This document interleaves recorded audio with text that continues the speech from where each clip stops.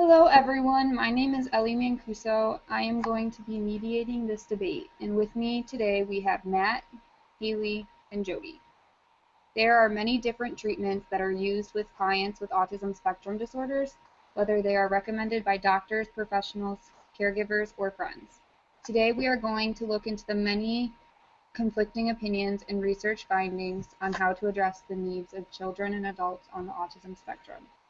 Since there is such a large number of treatments that are considered alternative treatments, we selected one popular treatment, sensory integration therapy. Matt here will be supporting the side of alternative therapies such as sensory integration therapy. Haley and Jody will be supporting the side that when compared to sensory integration approaches, applied behavior analysis is one of the most beneficial and research-based therapies available. Before we get started, I would like to explain a few terms that may be heard throughout our debate. When you hear us referencing autism spectrum disorders, you may hear it as ASD, autism spectrum, or just autism. Another one you might hear is ABA, which may be used when talking about applied behavior analysis. Finally, sensory processing disorder will be referred to as SPD. We will be discussing the professional and ethical compliance codes for behavior analysts, and in order to be time efficient, we will use the term ethical code in reference to those.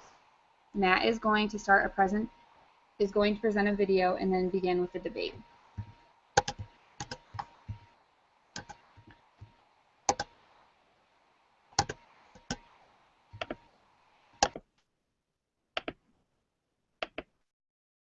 Hi, my name is Neil. I like classical music.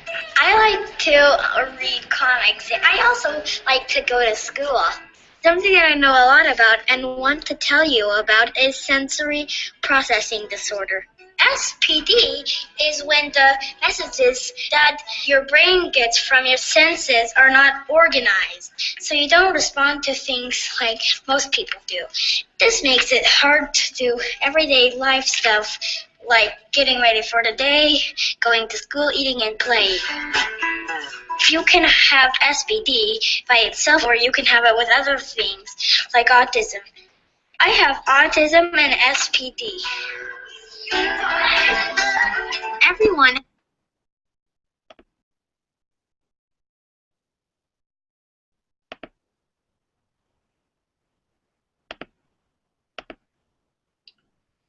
Okay, so I should begin by describing what Neil and 1 in 20 children face each day, and that is sensory processing disorder.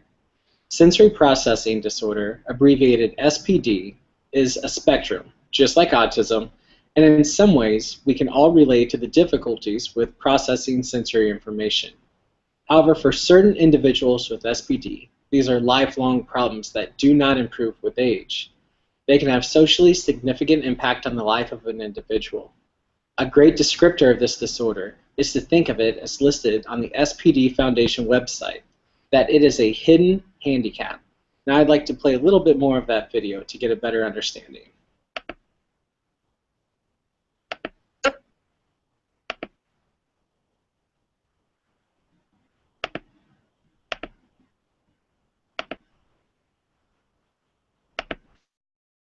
input. If you're under-responsive to a certain sensory input, it is like you're a big, huge cup. You keep getting water to the big cup. You can just keep adding and adding, but it never feels full. But if you are over-responsive, it is like you are a tiny cup. All you need is just a little sensory input and you overflow. You want your cup to be full and not spill over. Each of your sensory systems is their own cup and they are different sizes. Just because you have one big cup does not mean you are under-responsive with all your senses. I have a big cup for my proprioceptive and vestibular senses and a little cup for my touch, sound, taste, and smell senses. Everyone is different and unique.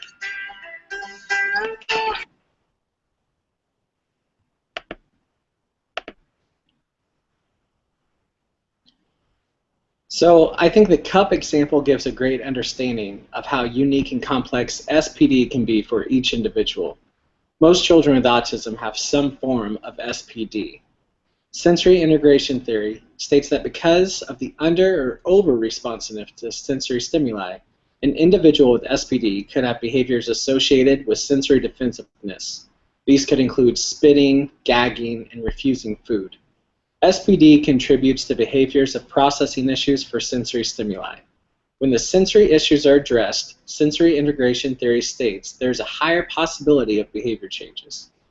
According to Addison, Piazza, Patel, Bachmeier, Rivas, Milnes, and Odo, a sensory integration-based therapy is the treatment of choice for certain problems, particularly those related to food. Occupational and physical therapists typically work with sensory integration issues because of their association with things such as eating and other life skills. And to help with these sensory integration issues, they could prescribe a sensory diet for the individual.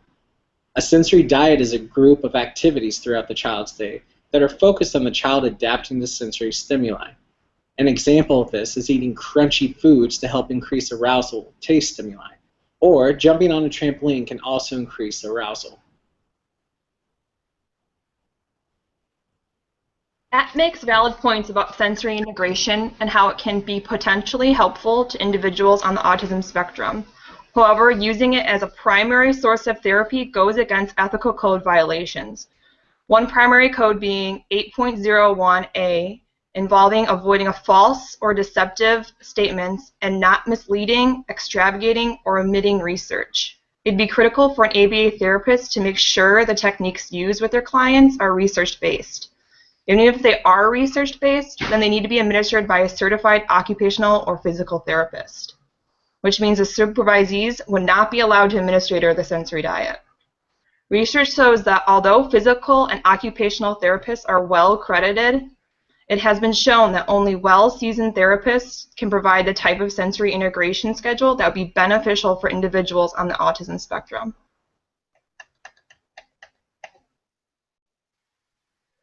Haley, you make a really good point about implementing only research-based therapies. But research shows that many BCBAs still choose non-evidence-based treatments to implement with their clients. One reason why behavior analysts attempt to act ethically regarding their treatment choices may fail to do so because of the rapid proliferation of alternative treatments for people diagnosed with ASD. Some of these less empirical-based treatments are still being researched or may use methods resembling ABA treatment techniques, making them appealing to professionals. However, according to Schreck and Miller, 2010, their implementation remains unethical without supportive empirical research. This study, done by Schreck and Miller, indicated that 16.4% of behavior analysts have actually reported using sensory integration treatment for 1/4 of the children they serve with developmental disabilities. Jody, you're right, and unfortunately, I have seen this to be the case in my own clinical experience. However, the American Psychological Association and the Behavior Analytics Certification Board have developed ethical guidelines and codes to help and protect behavior analysts from implementing invalid or dangerous treatments. These guidelines state that behavior analysts should remain aware of scientific knowledge concerning treatment, choose treatments based off scientific knowledge according to the APA and BACB guidelines, recommends scientifically supported and scientifically supported and the most effective treatment procedures available, continuously evaluate the likely effect of all alternative treatments, describe the specific objectives for treatments, and BCBAs have a responsibility to uphold and advance behavior analysts to society while still cooperating and reducing conflicts with other professionals.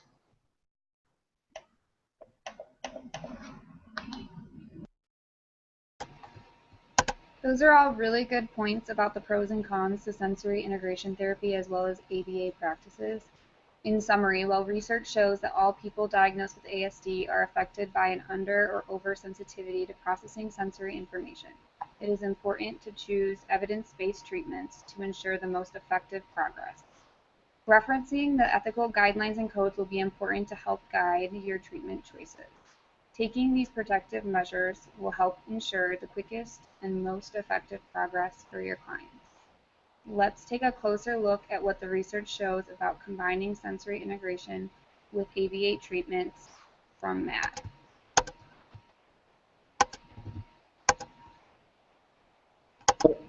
A study by Schoen, Flanagan, Miller, and Sullivan shows that significant effective outcomes for sensory integration delays when combining short-term intensive occupational therapy with sensory integration with the DIR floor time model. Now, the results of the study indicated that all children in the study improved on standardized measures of adaptive behavior, emotional functioning, and processing sensory information. Other research suggests that although a few studies have been done to show that sensory integration is an effective treatment for children with autism, the combination of intensive treatments with sensory integration have shown to have positive effects on behaviors.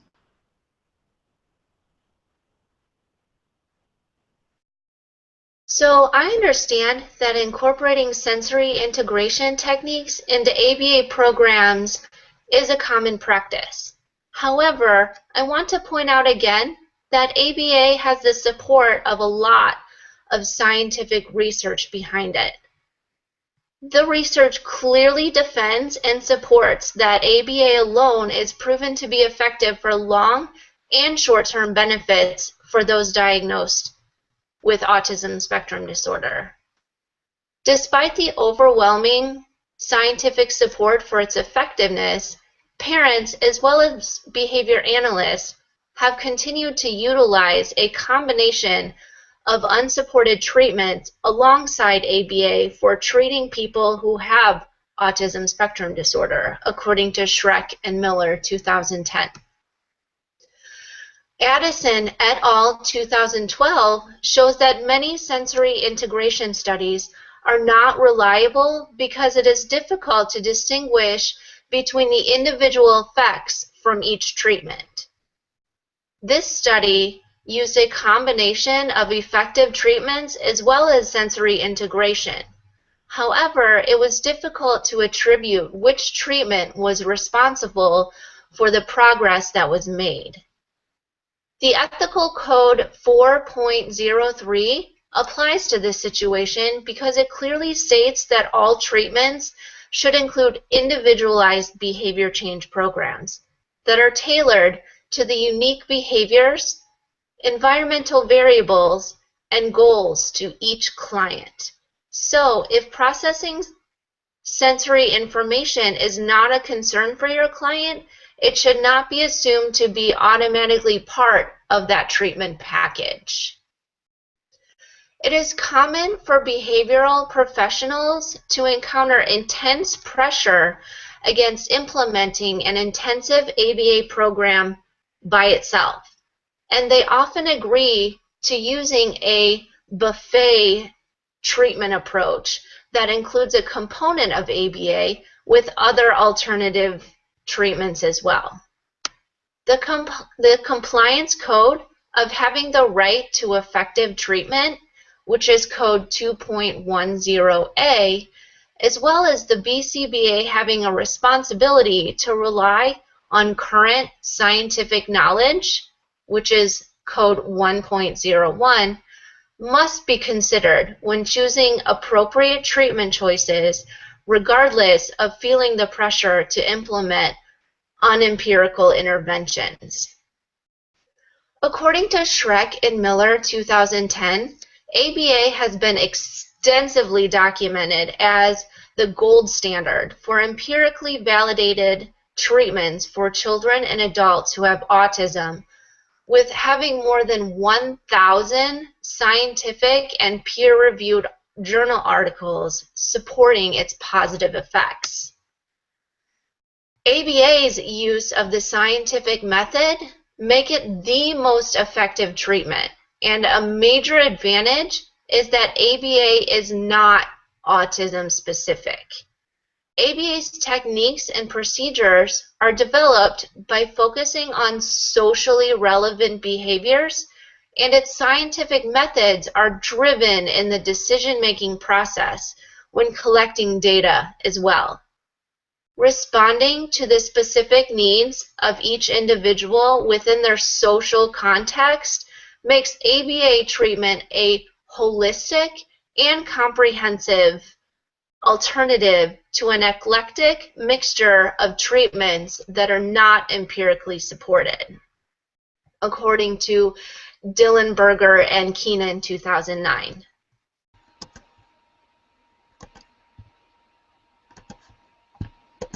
Thank you for your emphasis on the ethical guidelines when determining treatment choices. I think that the right to effective treatment is the most important point here. To review, although research on sensory integration therapy has some positive effects with a treatment package that includes ABA and other empirical research, this treatment should not have the most emphasis. Individualizing the treatments based on the client's needs are critical for them to be successful. So if incorporating some sensory integration practices are needed, then they should be used with caution and should be closely monitored to ensure positive results. Let's look a little closer at the behaviors that sensory integration therapy can address.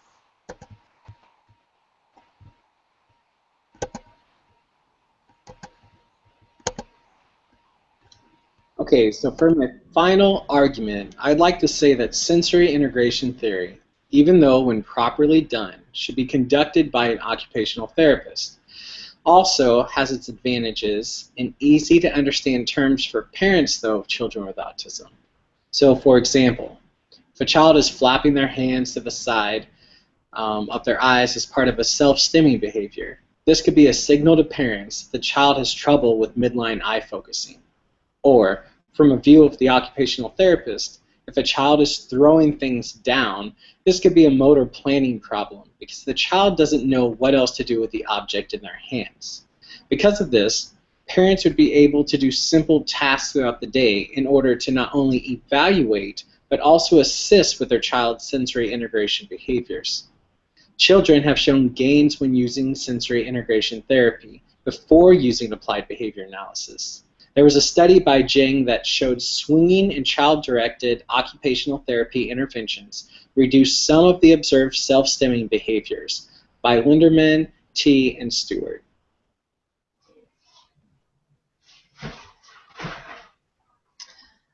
Another good example by Matt, but he has shown us an example of one study that's suggesting how sensory integration can be effective. This study, however, cannot be generalized because it's a single subject design and short intervention phase. If an ABA therapist was to practice sensory therapy alone, they would be violating Ethical Dilemma 2.09, which discusses effective treatment and interventions. This code requires the ABA consultant to choose treatments for their clients that are research-based and that can be adapted to the individual client. Research suggests that ABA procedures have effective for both short and long-term benefit to the individual and to society. In addition, although ABA is not done consistently in a general education classroom, it is still usually visible in some way and is not always implemented directly or even intentionally at the start of a direct instruction program. Because ABA is not something that is done consistently in general education, this could be problematic with an inclusion setting for children on the spectrum.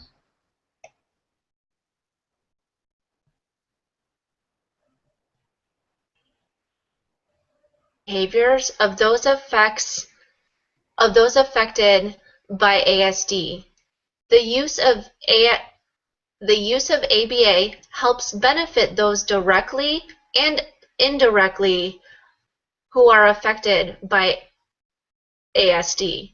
A review of existing literature supports the conclusion that ABA has made considerable advancements for children who are diagnosed with autism spectrum disorder.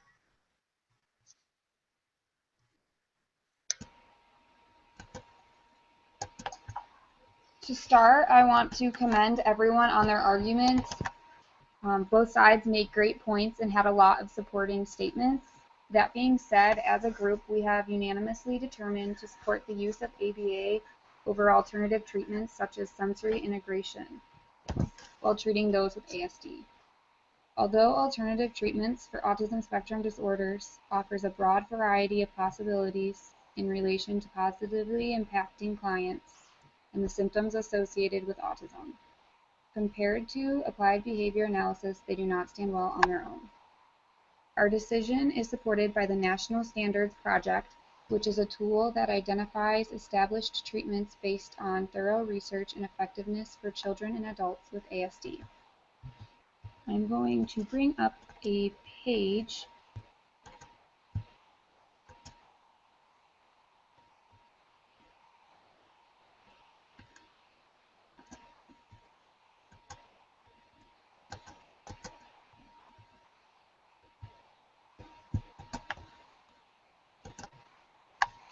So here we have 2 pages of the National Standards Project, and it's the list of unestablished treatments for children under the age of 22 and the list for adults over the age of 22. On both of these lists, you can see that sensory integration therapies comes when they are used in conjunction. Therapy is mentioned amongst other treatments that are determined to not have enough evidence to appropriately report effectiveness by use of these treatments. This list here is the list for individuals under age 22 that we considered children. There is animal-assisted therapy, auditory integration training, concept mapping, floor time, facilitated communication, gluten-free and casein-free diet, movement-based intervention, sense feeder intervention, sensory intervention package, shock therapy, social behavioral learning strategy, social cognition intervention, and social thinking intervention. It also goes on to talk about that there are likely more interventions that fall under unestablished interventions, since it's any intervention that does not have thorough research to support the effectiveness. On the list here for research findings for the adults 22 and plus, the unestablished list is cognitive behavioral intervention package, modeling, music therapy, and again, sensory integration package.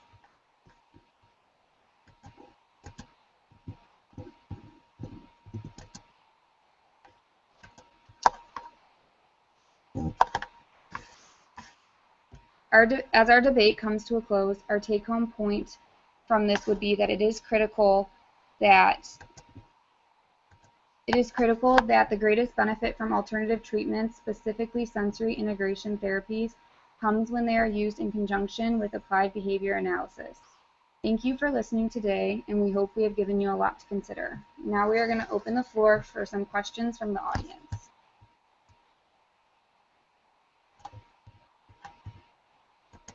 Haley, this one is for you.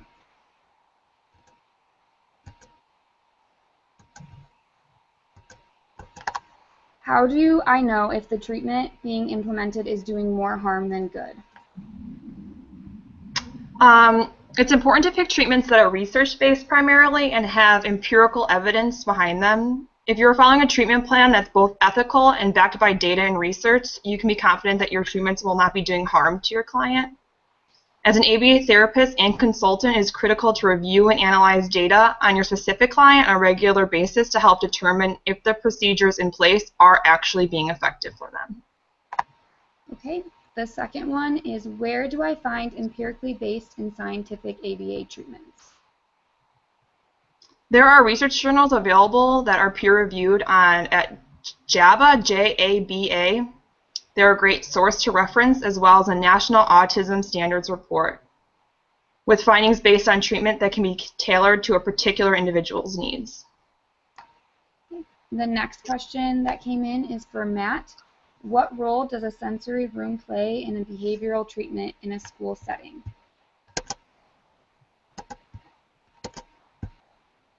Okay, so the sensory room, it's a resource for individuals to have a functional space to incorporate a sensory diet. However, many times what happens in these rooms, they're strangled with contingencies and turned into a break room for staff and for students, or are offered after the behavior has already been displayed. What improvements need to be made for the sensory integration model to be considered an evidence-based practice in treating autism spectrum disorders? Okay, there needs to be more empirical studies. I think our entire debate has clearly shown that. These studies need to isolate the use of sensory integration as the independent variable, and they need to show clear results that can be duplicated. The largest improvement is to show that the treatment works rather than relying on the diagnosis of sensory issues. Thank you.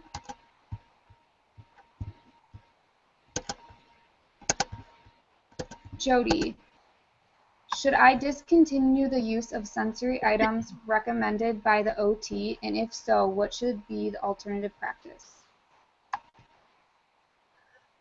That's a really great question, and I would say not necessarily. I would specifically try to assess their individual needs myself and attempt to collaborate with the OT to see how the sensory items can perhaps be incorporated within an ABA program or its procedures. If I see a need for the client to have those sensory items embedded into their programming, then I would monitor their progress closely to ensure that that the sensory items are doing more good than harm. Okay, last question. How do you people who are on the spectrum feel about these methods of treatment? Is their perspective positive or negative when it comes to the more alternative forms of treatment? That question is important to determine whether alternative forms of treatment can often have positive parent results when they see a difference in their child's behavior. However, it is less reported when parents do not see results or try to duplicate the results in the home. That was the end of all of our questions. We hope that you've learned a lot from this debate, and that is the end.